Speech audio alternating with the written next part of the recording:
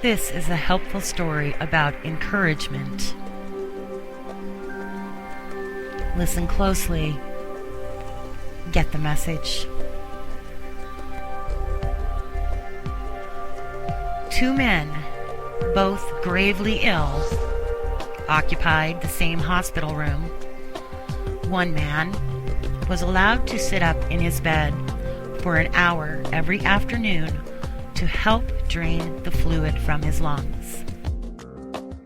His bed was next to the room's sole window.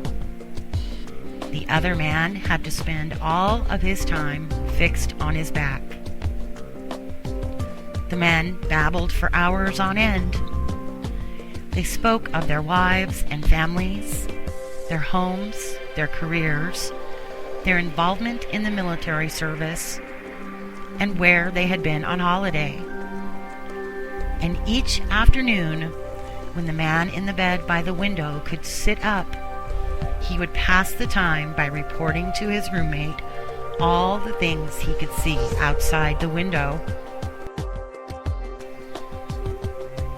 The man in the other bed started to live for those 1 hour periods, where his world would be broadened and enlivened by all the action and color of the world outdoors.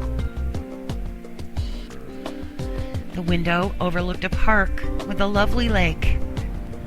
Ducks and swans played on the water, while youngsters sailed their model boats.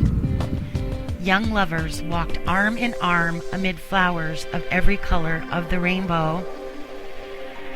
Grand old trees graced the landscape, and a fine view of the city horizon could be seen in the distance. As the man by the window described all this in keen detail, the man on the other side of the room would shut his eyes and imagine the picturesque scene. One warm afternoon, the man by the window described a parade going by. Although the other man couldn't hear the band, he could see it in his mind's eye as the man by the window portrayed it with descriptive words. Days and weeks passed.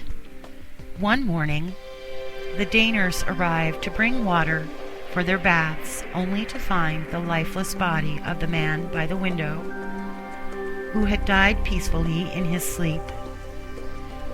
She was saddened and called the orderlies to take the body away. As soon as it appeared appropriate, the other man asked if he could move next to the window. The nurse was happy to make the switch, and after making a point to see that he was comfortable, she left him alone.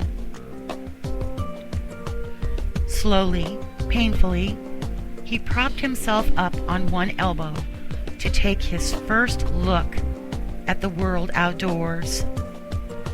Finally, he would have the joy of seeing it for himself. He strained to slowly turn to look out the window beside the bed.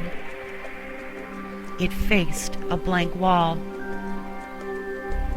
The man asked the nurse what could have compelled his deceased roommate, who had described such wonderful things outside this window.